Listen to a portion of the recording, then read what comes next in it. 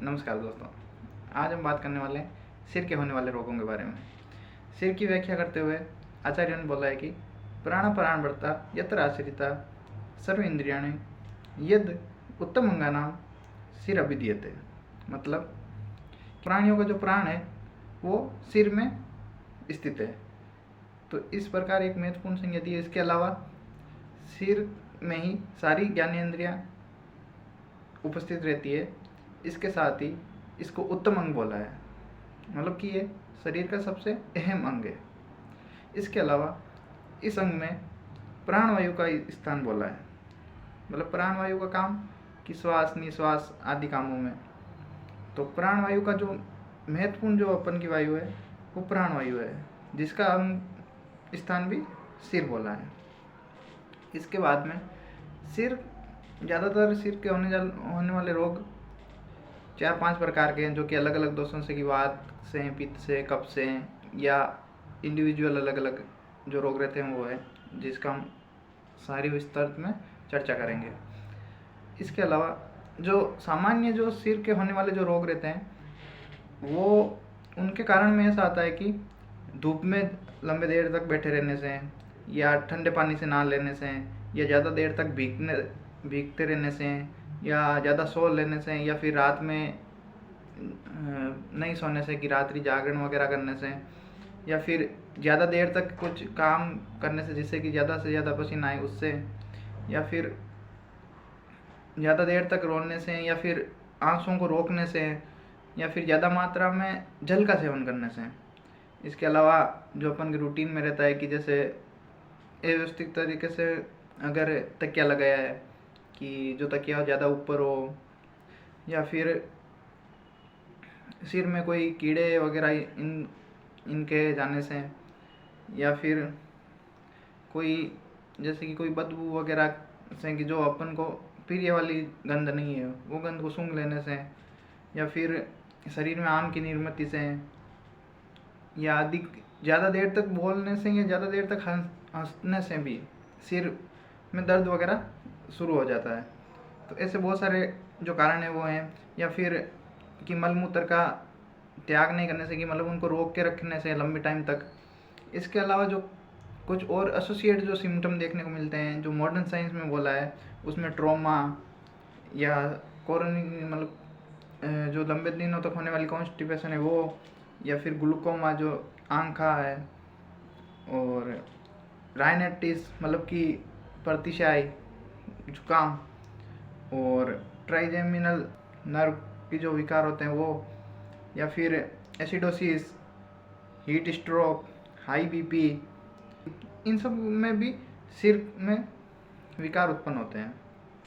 इसमें संप्राप्ति में ऐसा रहता है कि मतलब कि ये रोग सिर में दर्द कैसे शुरू हो जाता है, तो ज़्यादातर ऐसा बोलते हैं कि आम की निर्मिति, जो मैंने बोला था आपको कि आम की निर्मिति होने से वहाँ पर द्रव पित्त की संप्राप्ति उत्पन्न होती है, जो कि द्रव पित्त की संप्राप्ति उत्पन्न होने से जो मज्जा धातु का स्थान बोला है सिर में, तो मज्जा और मज्जा धातु का कोरिलेशन पित्तधरा कला से है। तो पित्तधरा कला, मज्जाधरा कला या मज्जा धातु, जो कि सिर में CSF से कंपेयर करते हैं, जिसकी निर्मिति मेद प्लस रक्त और कफ से होती है।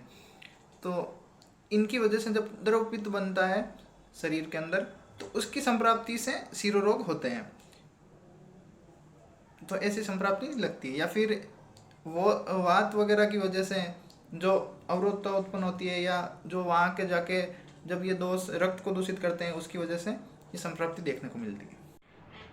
अब हम इसके बाद में जो अलग अलग जो त्रिदोष है आयुर्वेद में, उनके हिसाब से कौन कौन से लक्षण आपके सिर में दिखाई देने पर वो किस दोष से वो सिर रोग हो रहा है या वो सिर में दर्द हो रहा है, उसके बारे में बताएंगे। जैसे कि वात से होने वाले में कि सिर के इस भाग में जो ये वाला एरिया, यहाँ से दर्द शुरू होता है और जो पीछे तक जाता है और गर्दन को जकड़ लेता है, और यहाँ पर भी दर्द होता है। इसके अलावा जो यहाँ पर जो दर्द होता है एकदम, तो वो वात में आता है। और इसमें जो दर्द होता है वो एकदम सीवियर दर्द होता है, मतलब बहुत तेज़ दर्द करता है। इसके अलावा जो भी ये नर्व वगैरह रहती है वो फड़कने लगती है, ऐसा देखने को मिलता है। इसके अलावा इसमें नाक आदि से, आँखों से ज़्यादातर पानी गिरता है, और जो व्यक्ति रहता है वो कि सूर्य की तरफ वगैरह नहीं देख सकते हैं, ऐसा ग्रंथों में बोला है। ये सब वात में होने वाले रोगों में जाता है। इसकी चिकित्सा में ज़्यादातर ये बोला है कि घी का सेवन करना चाहिए या घी का नशे डालना चाहिए। ये सब चीज़ें इस रोग में ज़्यादातर उपयोगी है। या फिर कुछ कसकर बांधना चाहिए, कोई रुमाल वगैरह या कोई कपड़ा, या फिर कोई उष्ण सेक करना चाहिए थोड़ा बहुत, जैसे कि अपन नॉर्मली जो यूज करते हैं, जैसे कि आयोडेक्स, झंडू बाम वगैरह, जिसके अंदर सारे उष्ण तत्व हैं। तो इनकी वजह से ये सिर रोग जल्दी ठीक होता है, जो सिर का दर्द है। इसके अलावा पित्तज, मतलब कि जो उष्णता, मतलब उसके अंदर जो रोग होता है वो ज़्यादातर नॉर्मली देखा जाए तो यहाँ पर जो दर्द होता है एकदम ऊपर की तरफ, तो वो पित्तज में आ जाता है।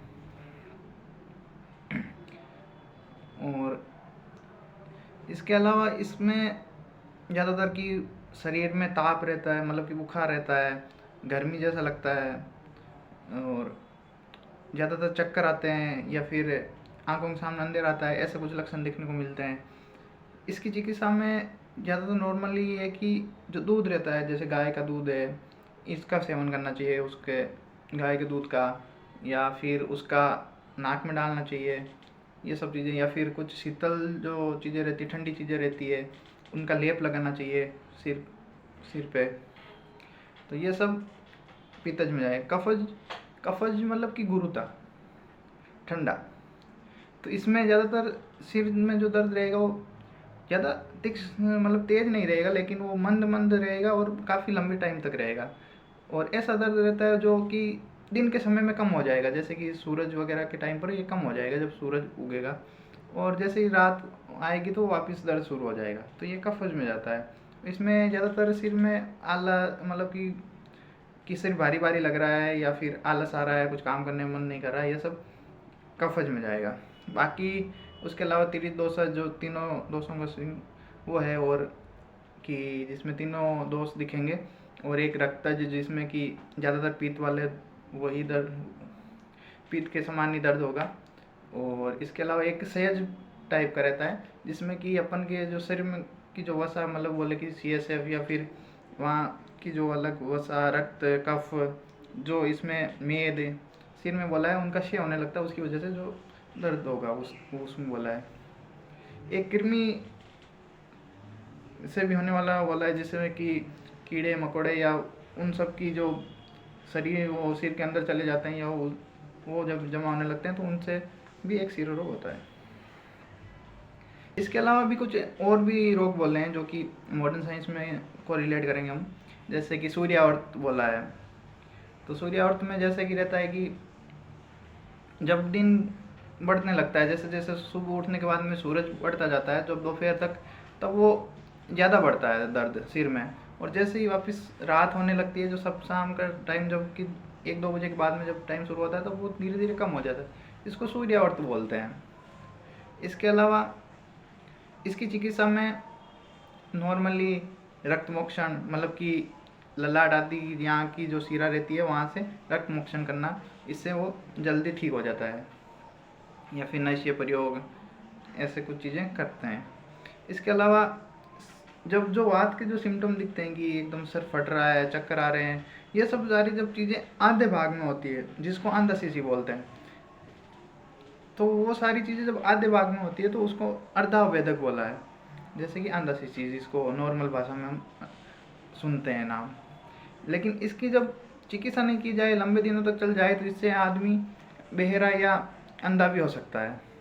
इसके अलावा एक ट्राइजेमिनल न्यूरोलेजिया, जिसको अनन्वाद से कंपेयर किया, जिसमें कि ट्राइजेमिनल जो नर्व रहती है, जो यहाँ से निकल के आंखों तक आती है, तो उसमें जब दर्द रहने लगता है, उसमें जब सूजन आ जाती है समझ लो, तब वहाँ पर दर्द शुरू होता है, तो उसको ट्राइजेमिनल न्यूरोलॉजी बोलते हैं।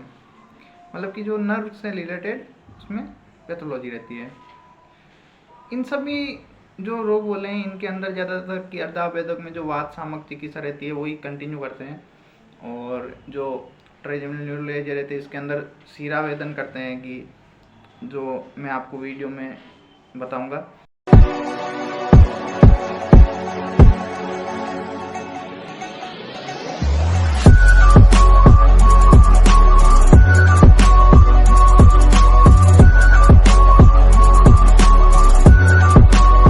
प्यारे बच्चों, जो कुछ करना था कर लो, अब्बू आ रहे हैं।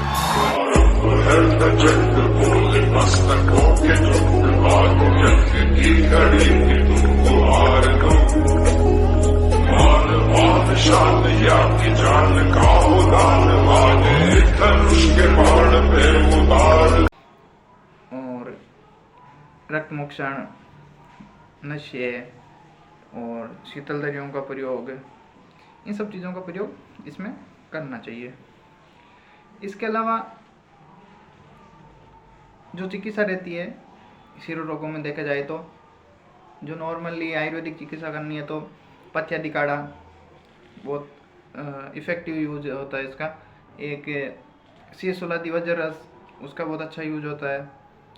उसके अलावा कि रक्त से जुड़ी हुई कोई संप्राप्ति रहती है तो उससे रक्त मोक्षण, शीरावेदन, ये बहुत ज़्यादा काम में आता है।